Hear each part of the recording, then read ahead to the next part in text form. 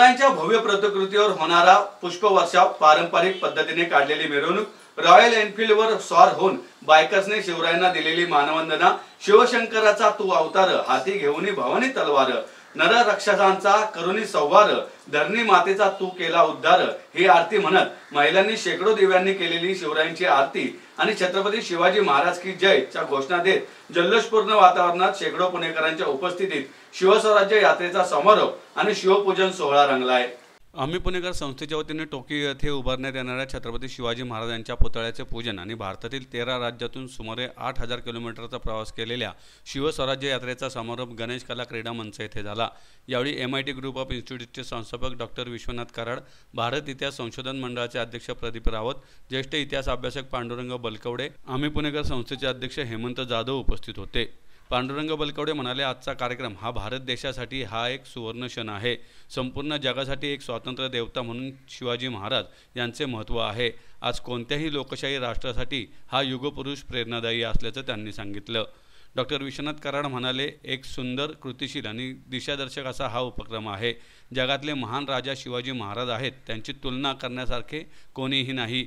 जगाला मार्ग दाखवणारे आदर्श म्हणजे शिवाजी महाराज असंही त्यांनी सांगितलं।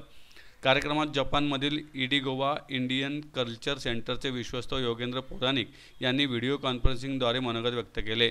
याशिवाय शाहू लक्ष्मी कला क्रीडा अकादमी यांनी शिवकालीन युद्धकला सादरीकरण, राम देशमुख यांनी छत्रपती शिवाजी महाराजांचे चित्र रेखाटन केले।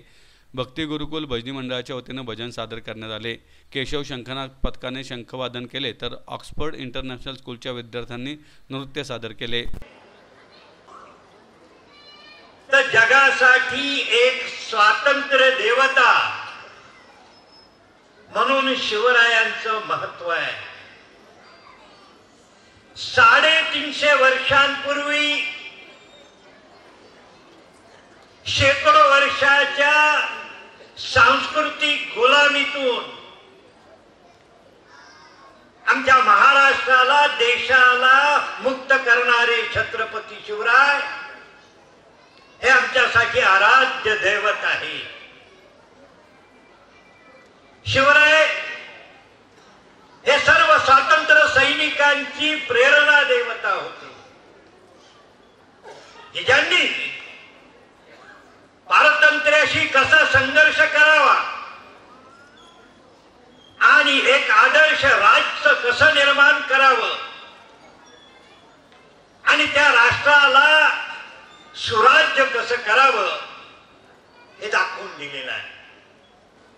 आणि म्हणूनच आज कोणत्याही लोकशाही राष्ट्रासाठी 350 वर्षांचे हे युगपुरुष निश्चितच प्रेरणादायी आहे। आणि म्हणूनच जगभरात त्यांचं स्मारक निर्माण झाली पाहिजे। आज जग अशा परिस्थितीत आहे,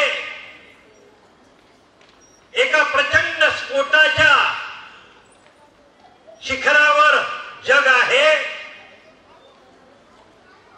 अशा काळामध्ये जगाला आदर्शवादाकडे घेऊन जाणारे शिवराय जगासाठी आवश्यक आहे। आम्ही पुणेकर संस्थेच्या वतीने आता हे जे स्मारक आहे, आता आपण बघतो छत्रपती शिवाजी महाराजांचा 8 मार्च रोजी जपानची राजधानी टोकियो इथं हे लोकार्पण होणार आहे।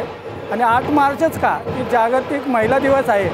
आणि आपणही नेहमी म्हणत असतो की छत्रपती शिवाजी महाराजांनी नेहमी महिलांचा सन्मान केला, आदर केलेला आहे।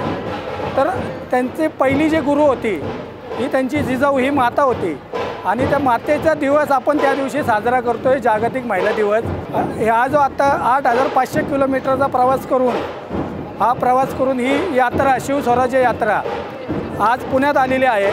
ही खास उद्या स्पेशल विमानाने 3 दिवसामध्ये टोकियो जी जपानची राजधानी तिथे पोहोचणार आहे। तिथं जपानचे राजे नारुहितो यांच्या हस्ते याचं लोकार्पण सोहळा होणार आहे। जपानची येदोगावा म्हणून कल्चरल सोसायटी आहे, जे जे योगेंद्र पुराणिक आहेत, हे तिथं आपल्याला सहकार्य करतात। इंडो जपान कल्चर सेंटर हेही याच्यामध्ये सहभागी आहेत।